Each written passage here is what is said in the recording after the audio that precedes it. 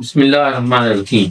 اٹھ قیامت میں جہاں کا اور ہی انداز ہے، مشرق و مغرب میں تیرے دور کا آغاز ہے۔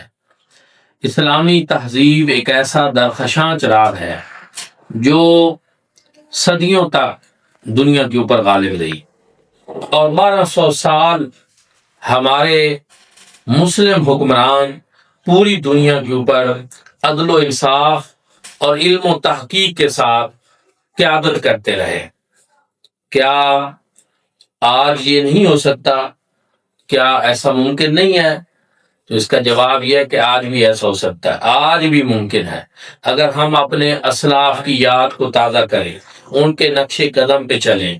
قرآن و سنت نے جو عالمگیر غلبہ اسلام کے لیے اصول دیے ہیں، جو دنیا کی قیادت کے لیے قرآن و سنت کے فراہم کردہ رہنما اصول ہیں، ان کو اپنا لیں۔ ایک مرتبہ ہم پھر غالب آ جائیں گے، ہم پھر اٹھ کھڑے ہوں گے۔ تو اس سلسلہ میں جامعہ مدینہ النبی نوشہرہ وادی یسون کا پلیٹ فارم حاضر ہے۔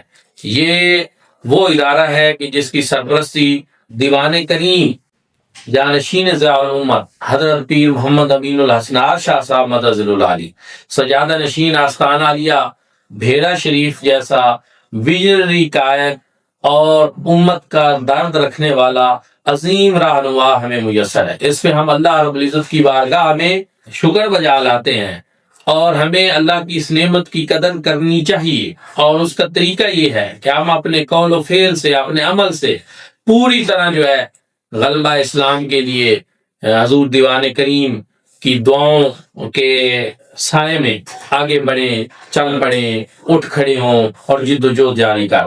جامعہ مدینہ النبی کا یہ علمی تحریکی کارواں یہ جاری رہے گا، اپنے اسلاف کی یاد تازہ کرے گا، اور انشاءاللہ ایک مرتبہ پھر یہ دور جو ہے، وہ دور جو سنہری دور تھا، وہ یادیں جو ماضی کی عظیم یادیں ہیں، وہ انشاءاللہ دہرائی جائیں گی، اور ایک مرتبہ پھر یہ ہماری تہذیب جو ہے یہ سب تہذیبوں کے اوپر انشاءاللہ غالب آ جائے گی۔